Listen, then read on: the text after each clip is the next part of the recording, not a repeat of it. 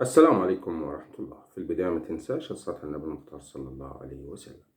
نتعرف على موعد توقيت مباراة المنتخب السعودي ومنتخب البحرين القادمة في الجولة الرابعة من تصفية آسيا المؤهلة لكأس العالم والقنوات الناقلة. تقام المباراة على ملعب الملك عبد الله الدولي يوم الثلاثاء الموافق 15 أكتوبر 15/10/2024، وتنقل المباراة على قناة بين سبورت اتش دي 2. وعلق المباراة المعلق محمد بركات.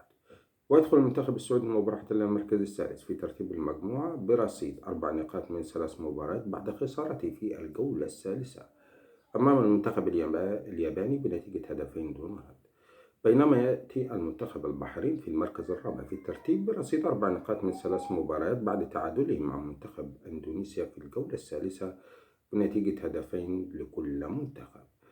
وتنطلق صافرة البداية في تمام الساعة 7 مساء بتوقيت الجزائر وتونس والمغرب، والثامنة مساء بتوقيت السودان وليبيا وفلسطين، والتاسعة مساء بتوقيت العراق والسعودية والكويت والبحرين وقطر والأردن وسوريا ولبنان ومصر، والعاشرة مساء بتوقيت الإمارات وعمان.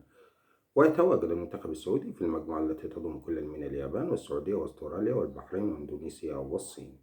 ما تنسى تشارك برأيك في التعليقات عن توقعاتك لنتيجة المباراة.